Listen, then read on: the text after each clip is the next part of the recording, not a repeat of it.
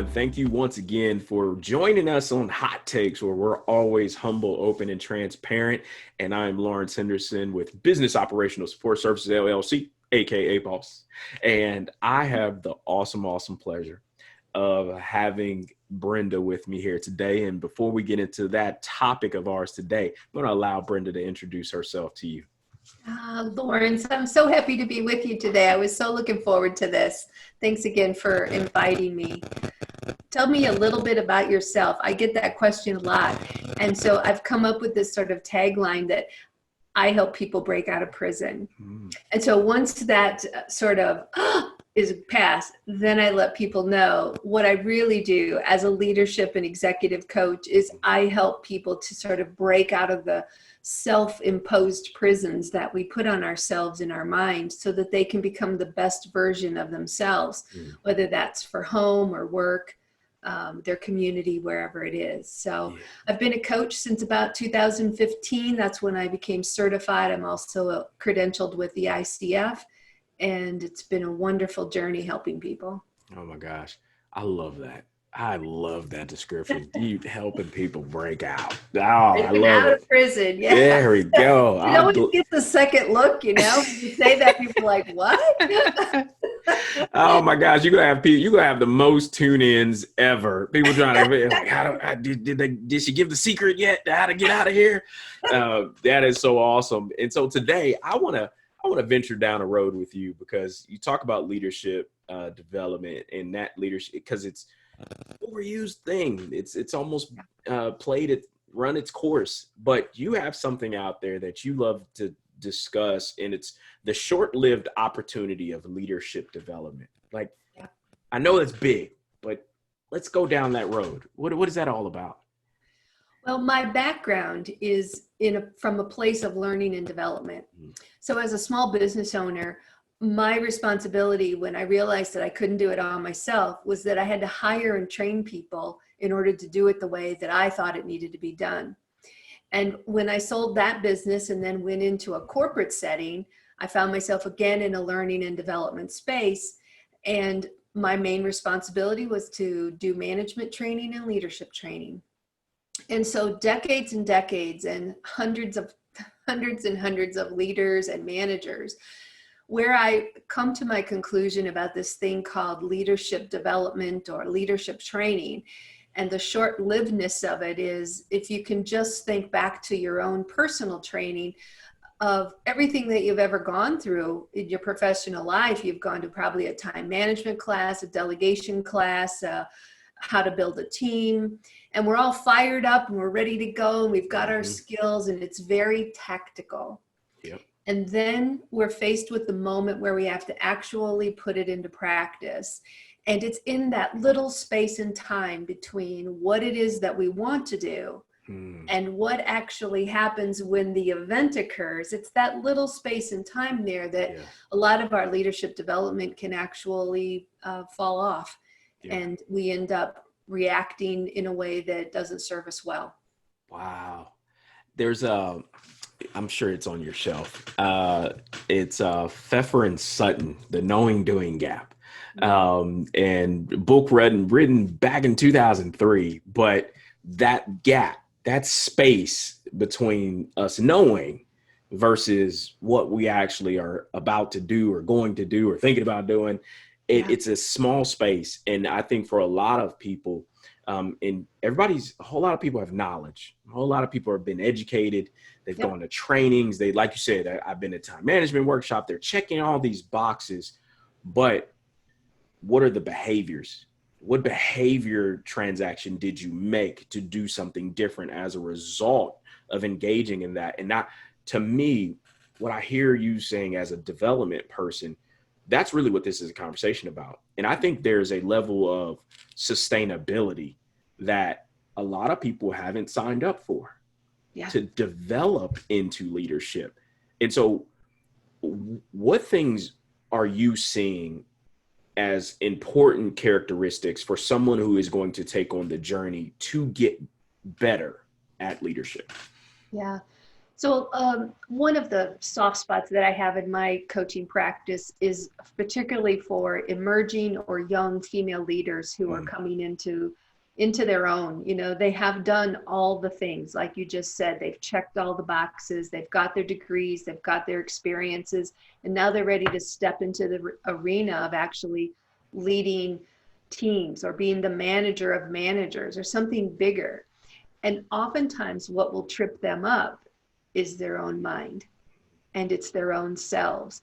And so what I have come to believe is that the training that we put ourselves through is valuable. It's important to learn good ways to delegate. It's important to learn good ways to manage our time. But that's a transactional way of looking at our development. And what we have to look at is the transformational shift that has to happen from our development, meaning we have to understand why. Why is it that I can't delegate? Why is it that I can't speak up in meetings? What is it about this particular stressful situation that really gets me off center and either shuts me down or makes me yell? And that's the piece that I think might be missing today. Wow. And I think it's the understanding, right? And another one topic that's, I think, overly saturated this environment, particularly in what we're sitting in today with the COVID-19 pandemic, is this idea and concept of emotional intelligence.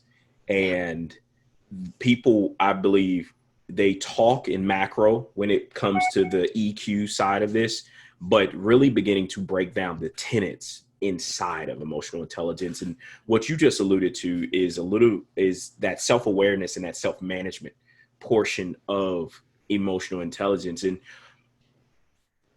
where are you finding leaders are, and I'm asking you to generalize, but where a lot of times is that leader on the scale of self-awareness 0 to 10? Where are they generally at as they engage you as their coach? Yeah. Oh, I'll tell you, that's such a wonderful question. It's a beautiful question because oftentimes there is self-awareness. There is self-awareness in that the client will sometimes say they know a particular behavior about themselves, and they'll even express it. Like they'll say, I know I lose my temper whenever Bob does this one thing, but it literally drives me crazy, you know? And so they have the awareness of the behavior, and they even have the desire that they wish the behavior was different. But again, it's in that space between knowing how they want to respond in a situation to the actual what happens when that event occurs. And that's the space that requires a little more inner work to figure out what is the real struggle here with that person. What is it about this situation that makes me react in this way? And emotional intelligence goes about teaching us all the different emotions that we have and how we can self-regulate them. But the real work is in understanding the moment, understanding the gap as you described it, and then choosing the right emotion to fit that particular event. Well, like you said, it's overused today because I can choose still to say, I want to react calmly and whatever. But when that event comes in and it hits my stuff, boom, I get a reaction. And so until we release that mental energy from our minds, until we get that inner critic under control in a way that we can understand why it's activated, you know, you can go to leadership development training every morning, and by noon, something's gonna come up. You're gonna be right back in prison again. Exactly.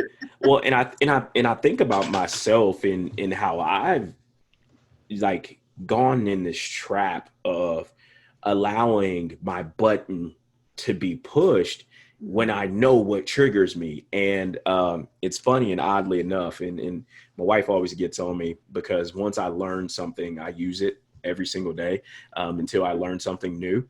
And she, in relationship, brought up this concept of positive illusion. And again, the word illusion would make, oh, you're lying to yourself, or like, no, I'm actually actively seeing something in a positive way, whether you intend it to be mean or negative or not. I'm choosing Yeah. to see it a certain way. And there's something to that as it pertains to mindset and as it pertains to emotional intelligence, that I'm taking back control of how I'm going to see this situation. And I think because I was that person, I mean, 0 to 100, I'm all in, right? And when I was an Army officer, I was ESTJ. I'm talking about high numbers, high side. But then over the last couple of years, as I began to do coach work, and I always say the first client I have is myself. Everything I learned was for me first. And before I ever seen a client, I was like, I got to use this stuff on me. And I got to communicate with me this way because I need to show myself empathy. I need to show myself compassion. But that concept of positive illusion, it's, you know what? I can choose how I see this. Yeah. Regardless of what you meant, that's on you. However you meant it is on you. But how I'm going to receive it, how I'm going to interpret it on my end so that it's healthy for me in the way that I react, I'm going to, Stephen Covey, assume the best until proven wrong, right? And for you in your work as a coach, when do you see people kind of turn the corner and that the light bulbs begin to go off? There's a couple of aha moments that just came to mind as you were saying this, and I'm not saying this is what happens all the time, but this is what came up when you asked this question. Is when the client finally gets to the point where they begin to realize that they have an inner world and an outer world, and that the outer world has absolutely nothing to do with them. That everything that happens in front of them, every interaction that they have with every person that they meet, is a result of everything that's happened to that person prior to this particular event.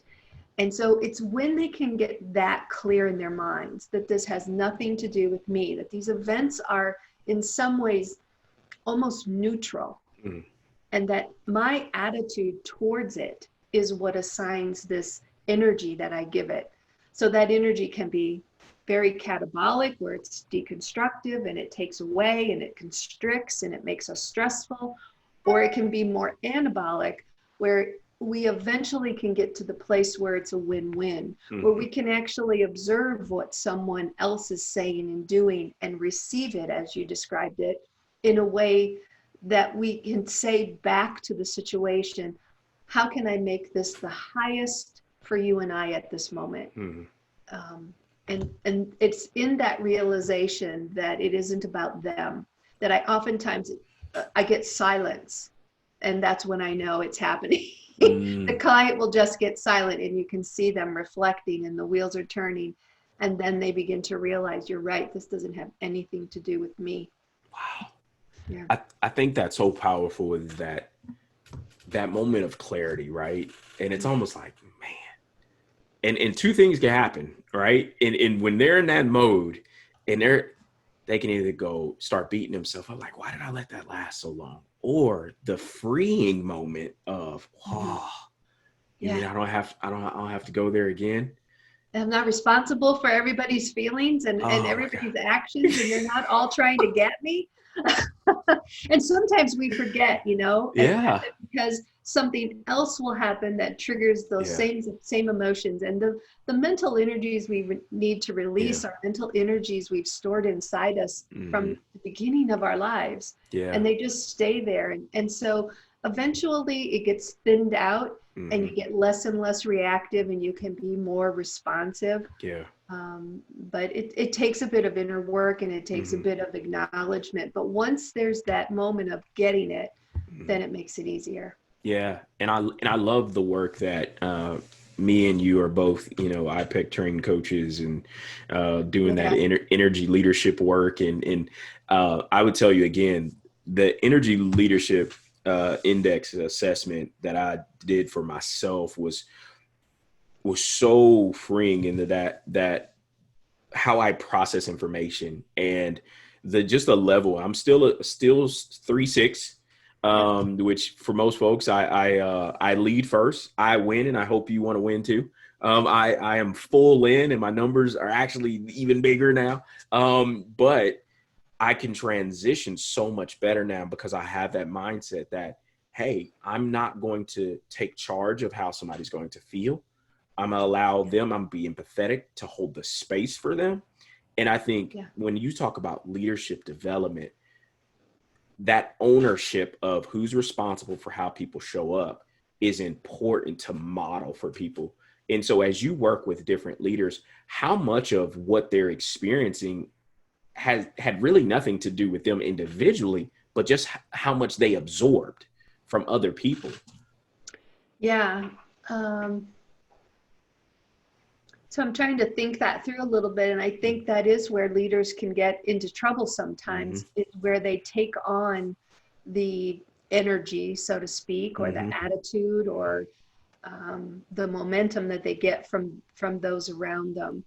And that's not necessarily a good place to be, because oftentimes you'll get into values conflicts when you do that. And I know you do a lot of values work. You get into a lot of assumptions when you put yourself in that space.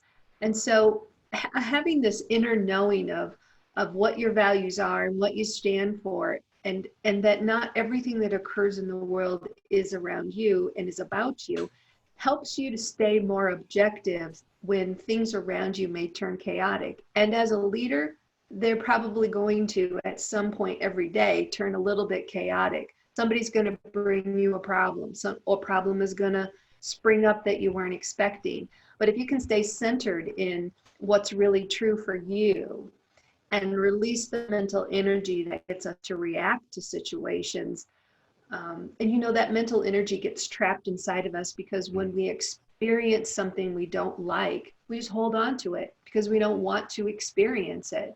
And the thing that I've heard other people say is, when you're driving down the road and you come across the skunk that's been killed in the road, you wouldn't trap the smell of that skunk, put it in a jar and take it home with you so that you never, ever forget what a skunk smells like. So you never, ever have to experience it again. Yeah. That's literally what we do with bad experiences or painful experiences, or, is we hold on to them so that we never, ever forget. Yeah. So it never happens again. And that's what has to get released so that we can remain objective and really find fulfillment at work. Yeah.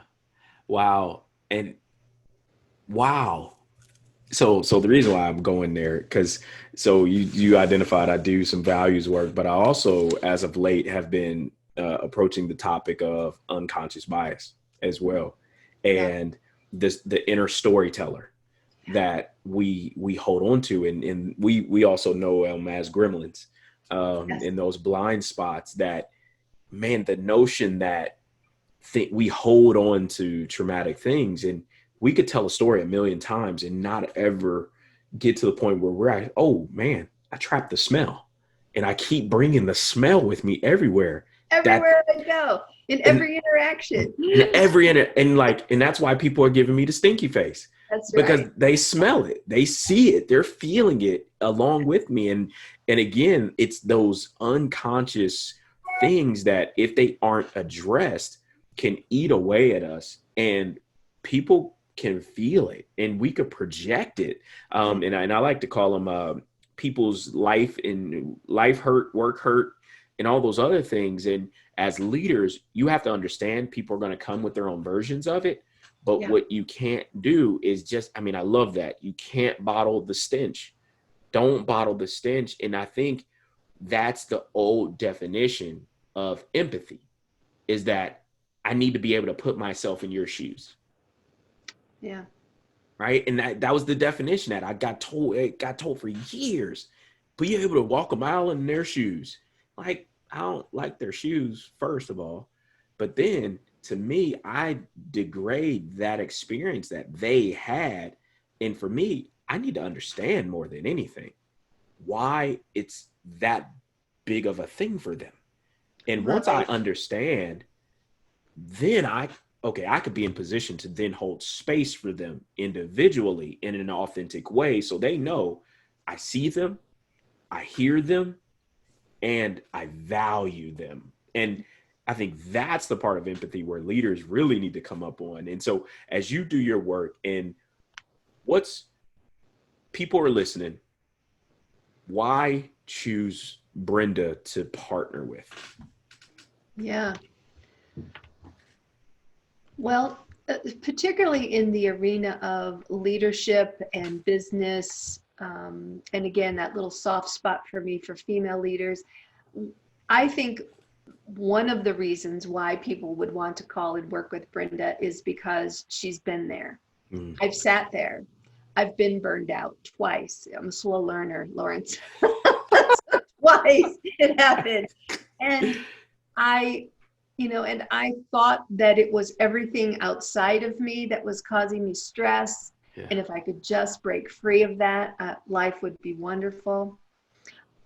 I realized that the validation that I was seeking in order to make myself feel worthy really was, quite frankly, seeking validation from a person that wasn't even alive anymore. Mm. And as ridiculous as that sounds, that's the kind of thing, the kind of work that we can do, because it doesn't really matter if we find out where the pain came from and all. Mm-hmm. That's therapy. I'm not a therapist. Yeah. I'm a coach, and I'm with you right here in the present to mm-hmm. say, what is it that's getting in the way?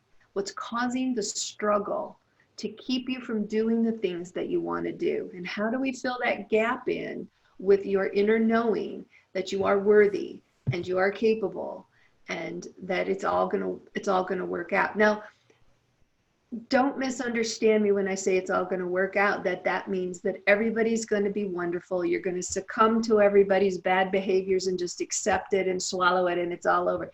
That is not the case. The world isn't going to be perfect. It's not going to be just. There's going to be bad things happen. You're going to have pain. But what you're not going to do is bottle it and carry it with you for all of your life and have it get in the way of you enjoying the next moment that's in front of you, because you're holding on to a painful moment that occurred in the past. And I think that's the benefit of coaching and the energy work and all of that, I think is why people would call and work with me. I love it. I absolutely love it. I love it, love it, love it. So they need to be able to find you. Yeah. So how do they find you?